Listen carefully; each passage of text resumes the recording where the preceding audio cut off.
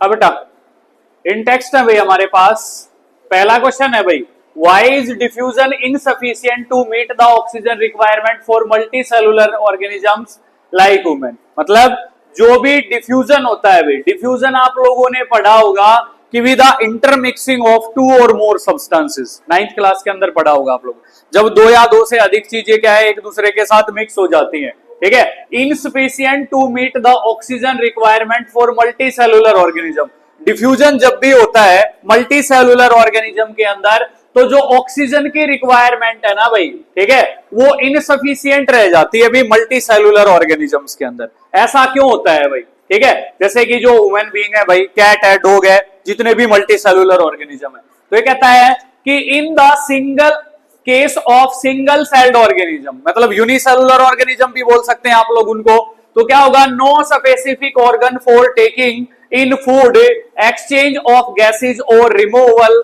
Of waste may be needed. क्या कहता है कि जो भी भोजन खाते हैं वो लोग, ठीक है, खाना खाते हैं, भोजन ग्रहण करने की जरूरत होती है, फिर क्या होती है भाई कि भाई गैसेज के एक्सचेंज की जरूरत होती है ना, फिर हमारे पास जो भी वेस्ट मटेरियल है उनको रिमूव करने की आवश्यकता होती है। तो जितने भी आप लोगों ने यूनिसेलुलर ऑर्गेनिज्म पढ़े, एज लाइक मान लेंगे हम लोग, आप लोगों ने पढ़ा था भी अमीबा के बारे में, पढ़ा था भी आप लोगों ने पढ़ा था ना अमीबा के बारे में, ठीक है। तो अमीबा के सेंटर में बिल्कुल एक न्यूक्लियस होता है, इसके अंदर क्या होता है, ये साइटोप्लाज्म भरा हुआ होता है, तो इसके बाहर जो है वो एक मेम्ब्रेन होती है जिसको सेल मेम्ब्रेन या प्लाज्मा मेम्ब्रेन बोलते हैं, ठीक है। तो इसकी जो एंटायर बॉडी है भाई, सारी की सारी जो बॉडी है, इसके पास कोई स्पेसिफिक स्पॉट नहीं है, खाना खाने के लिए अलग स्पॉट नहीं है, एक्सचेंज ऑफ गैसेस के लिए स्पेशल स्पॉट नहीं है, रिमूवल ऑफ वेस्ट मटेरियल के स्पॉट नहीं है, तो इसका सारा का सारा जितनी भी बॉडी है इसकी, ये इन्वायरमेंट के डायरेक्ट कांटेक्ट में है। तो डायरेक्ट कांटेक्ट में है तो कहीं से भी खाना खा सकता है ये। मान लीजिए खाना यहां से आया तो यहां से खाएगा, यहां से आया, कहीं से खाना आए वहीं से ग्रहण करेगा ये, इस सेल मेम्ब्रेन या प्लाज्मा मेम्ब्रेन के जरिए से। गैसेज का एक्सचेंज भी वहीं से करेगा, इसका दिल किया वहीं से गैसेज का एक्सचेंज करेगा भाई, ठीक है। रिमूवल ऑफ वेस्ट वहीं से करेगा जिसका इसका जहां से दिल किया भाई। क्यों? क्योंकि इसकी सारी की सारी बॉडी जो है वो इन्वायरमेंट के किसमें है भाई, डायरेक्ट कॉन्टेक्ट में होती है। तो इसमें दिया हुआ है because the entire surface of the organism is in contact with the environment. जो सारा का सारा ऑर्गेनिज्म है वो क्या है, इन्वायरमेंट के बिल्कुल डायरेक्ट कॉन्टेक्ट में मिलता है भाई, ठीक है। फिर मल्टी सेलुलर में क्या होता है भाई, इन मल्टी सेलुलर ऑर्गेनिज्म, जितने भी मल्टी सेलुलर होते हैं, जैसे ह्यूमन बीइंग, हमारे बारे में ही पढ़ना है हम लोगों को, all the cell may not be in direct contact with the surrounding. क्या हमारी सारी की सारी सेल जो है वो डायरेक्ट कॉन्टेक्ट में है अभी इन्वायरमेंट के? नहीं है, सीधी सी बात है। हमारे पास स्पेसिफिक साइट है खाना खाने की, स्पेसिफिक साइट है गैसियस एक्सचेंज करने की, स्पेसिफिक साइट है एक्सक्रेशन करने की, रिमूवल ऑफ वेस्ट की, है ना भाई, ठीक है। तो हमारी सारी की सारी सेल जो है वो इन्वायरमेंट के डायरेक्ट कांटेक्ट में नहीं होंगी भाई, नहीं होंगी तो क्या होगा, 10 simple diffusion will not meet requirement. मतलब हमारी बॉडी को simple requirement, simple diffusion sorry जो भी होगा, ठीक है, उसकी रिक्वायरमेंट नहीं होती, ठीक है। तो हमारी बॉडी के अंदर क्या होगा, कॉम्प्लेक्स रिक्वायरमेंट होगा। इसी वजह से कई बार क्या होता है, ऑक्सीजन की जो मात्रा होती है वो क्या रह जाती है भाई, इनसफिशियंट रह जाती है। समझ में आ गई बात, ठीक है। फिर हमारे पास एक नेक्स्ट क्वेश्चन है, क्या है भाई, ये वाला, what criteria do we use to decide whether something is alive. मतलब हम कौन सा तरीका यूज करके बता सकते हैं कि कोई भी चीज लिविंग है और कोई भी चीज नॉन लिविंग है। सबसे पहली चीज, जितनी भी लिविंग चीज होंगी भाई, लिविंग थिंग्स जो भी होंगी, उसको सबसे पहले किस चीज की जरूरत होगी भाई, न्यूट्रिशन, भोजन की जरूरत होगी ना, अभी पोषण की जरूरत होगी। खाना सभी सजीव वस्तुएं खाती हैं, चाहे कोई सॉलिड फॉर्म में खाता है, कोई लिक्विड फॉर्म में खाता है, कोई सॉलिड और लिक्विड दोनों फॉर्म में खाता है भाई, है ना। अलग अलग तरीके से भोजन खाया जाता है भाई, खाया जाता है ना, ठीक है। फिर रेस्पिरेशन की जरूरत होगी भाई, होगी या नहीं होगी भाई। लिविंग थिंग्स क्या करती हैं, रेस्पायर करती हैं, ब्रीथिंग करती हैं भाई, करती है नहीं करती हैं, ठीक है। फिर इनको क्या होती है भाई, एक्सक्रेशन की नीड होती है या नहीं होती, मतलब अपनी बॉडी से वेस्ट मटेरियल रिमूव करते हैं या नहीं करते हैं, करते हैं, सीधी सी बात है भाई, ठीक है। तो एक्सक्रेट करते हैं भाई वेस्ट मटेरियल को। फिर हमारे पास किसकी जरूरत होगी भी, बॉडी मूवमेंट की जरूरत होती है भाई, बॉडी मूवमेंट्स की जरूरत होती है या नहीं होती है? आप लोग क्या करते हैं? खेलते हैं, भागते हैं, दौड़ते हैं, लिखते हैं, उस दौरान भी बॉडी मूवमेंट होता रहता है। या वैसे मान लीजिए एक्सरसाइज वगैरह करते हैं आप लोग, तो बॉडी मूवमेंट को जरूरत होती है या नहीं होती है? आपकी बॉडी को होती है। तो बॉडी मूवमेंट करते हो आप लोग? करते हो ना? ठीक है। फिर हमारे पास रिप्रोडक्शन, अपनी स्पीसीज जो भी है भाई उसको मेंटेन रखने के लिए रिप्रोडक्शन की भी नेसेसिटी है भाई। ठीक है। एट लास्ट कभी ना कभी क्या हो जाएगा कि भी जो लिविंग थिंग है भाई वो फाइनल है कि उनकी डेथ निश्चित है, डाइड हो जाएंगे भाई वो। ठीक है। अगर ये क्राइटेरिया को कोई चीज फॉलो करती है तो दिस मींस दैट वो कौन सी चीजें हैं? लिविंग थिंग है भाई। और इस क्राइटेरिया को अगर फॉलो नहीं करेंगे तो वो क्या है? नॉन लिविंग थिंग्स है भाई। नॉन लिविंग थिंग्स क्या कभी न्यूट्रिशन करती हैं?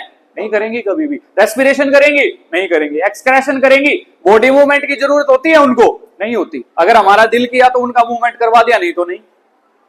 ठीक है। रिप्रोडक्शन तो हो ही नहीं सकती। ये तो क्या होता, मान लीजिए सुनील सर एक बेंच पर चॉइस करते, रिप्रोडक्शन करवाए जाओ, कितने बेंच बना लो? होता है ऐसा? नहीं होता ना। ठीक है। तो नॉन लिविंग थिंग्स को रिप्रोडक्शन की जरूरत नहीं है भाई। ठीक है। समझ में आ गई बात? तो ये क्राइटेरिया यूज करके हम बता सकते हैं कि कौन सी चीज लिविंग है और कौन सी चीज नॉन लिविंग है भाई। समझ में आ गई बात? फिर कहता है भाई तीसरा क्वेश्चन भाई, what are outside raw material? Outside raw material plant use करते हैं भाई, करते हैं ना। CO2 लेते हैं कहां से? एटमॉस्फेयर से। लेते हैं नहीं लेते? वाटर एंड मिनरल जड़ों के माध्यम से कहां से आते हैं? सोयल से आते हैं भाई। सनलाइट सूर्य के पास से आएगी। क्लोरोफिल पत्तों के पास होता है ना। तो इन रॉ मटेरियल का यूज करते हैं भाई लोग। ठीक है। तो किसके लिए करते हैं भाई ये ऑर्गेनिज्म जो यूज करते हैं? सबसे पहली चीज क्या है भाई, जो भी रॉ मटेरियल यूज करेंगे, the outside raw material use for the following purposes. पहला है भाई हमारे पास for maintenance of the life process. Life process जो आप लोगों ने पढ़ी थी, what do you mean by life process? कौन बताएगा आप में से लाइफ प्रोसेस क्या होती है? दूसरा ही क्वेश्चन है इस चैप्टर का। ऐसी प्रोसेसेस जो हमारी लाइफ को क्या कर देती हैं? मेंटेन कर देती है। जैसे रेस्पिरेशन होता है, न्यूट्रिशन होता है, एक्सक्रेशन होता है, रिप्रोडक्शन होता है। होता है नहीं होता?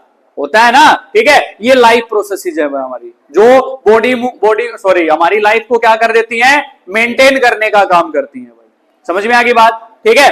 फिर हमारे पास है भाई दूसरा है भाई फॉर रेस्पिरेशन। रेस्पिरेशन के लिए हम लोग किसकी कौन सी चीज लेते हैं? आउटसाइड से ऑक्सीजन को ग्रहण करते हैं ना रेस्पिरेशन के लिए। तो किस चीज में यूजेबल ऑक्सीजन? भोजन का ब्रेक डाउन करने में क्या होती है? हेल्पफुल होती है। ग्लूकोज का ऑक्सीडेशन होता है, जिससे ग्लूकोज का ऑक्सीडेशन होने के बाद क्या होगा? ग्लूकोज किस किस में टूट जाएगा? CO2 में टूट जाएगा, H2O में टूट जाएगा और क्या देगा? एनर्जी देगा काम करने के लिए। ठीक है भाई। फिर कहता है रिलीज एनर्जी। रेस्पिरेशन के ड्यूरिंग क्या हो जाएगी? एनर्जी रिलीज होगी भाई, है ना।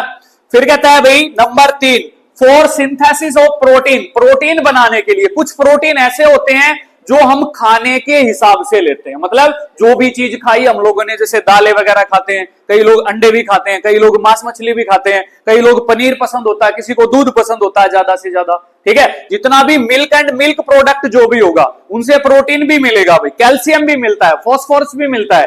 दूध एक कंप्लीट डाइट है।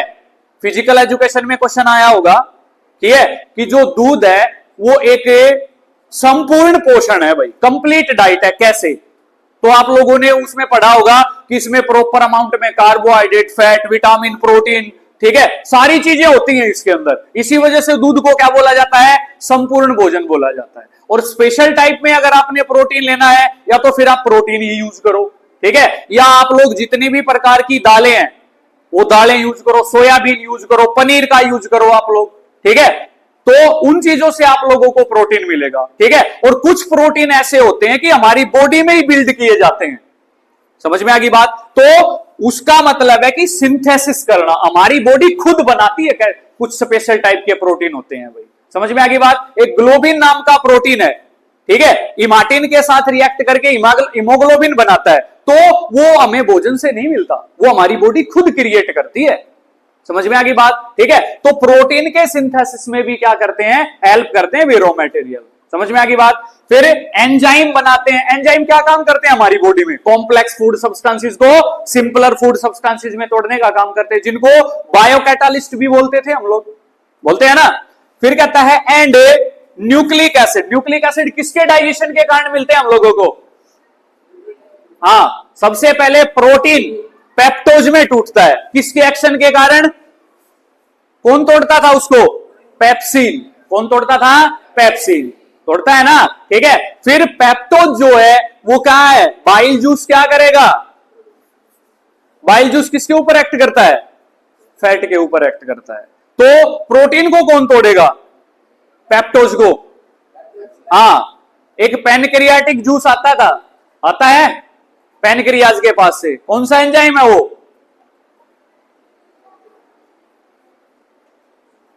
ट्राइप्सिन, सुना होगा नाम, ठीक है। वो क्या काम करता है? प्रोटीन्स को, किसको भाई? प्रोटीन को किस में तोड़ देता है? अमीनो एसिड में तोड़ देता है। और एक प्रोटीन में कितने अमीनो एसिड है? 20 अमीनो एसिड होते हैं भाई। समझ में आ गई बात, ठीक है भाई। फिर कहता है इसमें for formation and repairing of the tissue and cells, जो भी नए टिश्यू बनेंगे उनको तो बनना ही है, वो तो बनेंगे ही हमारी बॉडी के अंदर, लेकिन जो टिश्यू हमारे काम करने के कारण घायल हो चुके हैं भाई, ठीक है, वो टिश्यू क्या होंगे भाई? हमारी बॉडी के अंदर रिपेयरिंग होगी भाई उन टिश्यूज की, ठीक है। तो आउटसाइड रॉ मटेरियल एनर्जी देंगे एंड उस एनर्जी के जरिए से हमारे जो बॉडी टिश्यूज होंगे, ओल्ड या ओल्ड सेल ऑर्गेनल्स होंगे जो भी, ठीक है, वो क्या हो जाएंगे भाई? रिपेयरिंग किए जाएंगे, मेंटेनेंस किए जाएंगे भाई, ठीक है। और लास्ट नोट डाल के लिखा हुआ है, एक प्रोटीन में कितने अमीनो एसिड होते हैं भाई? 20 अमीनो एसिड होते हैं भाई। समझ में आ गई बात। फिर कहता है भाई चौथा भाई, what processes would you consider essential for maintaining life, ठीक है। कौन सी प्रोसेस जो होती हैं वो हमारी लाइफ को मेंटेन करती हैं भाई, ठीक है। तो इसका आंसर क्या आ जाएगा भाई? लाइफ प्रोसेसेस जो भी होती हैं भाई, क्या होती हैं भाई? लाइफ प्रोसेसेस होती है ना भाई हमारे पास, ठीक है। तो लाइफ प्रोसेसेस कौन सी है हमारी? रेस्पिरेशन है, न्यूट्रिशन है, एक्सक्रेशन है, रिप्रोडक्शन है, बॉडी मूवमेंट है, ठीक है। ये सारी की सारी जितनी भी प्रक्रियाएं हैं वो हमारी लाइफ को क्या करते हैं भाई? मेंटेन करने का काम करते हैं भाई। समझ में आ गई बात,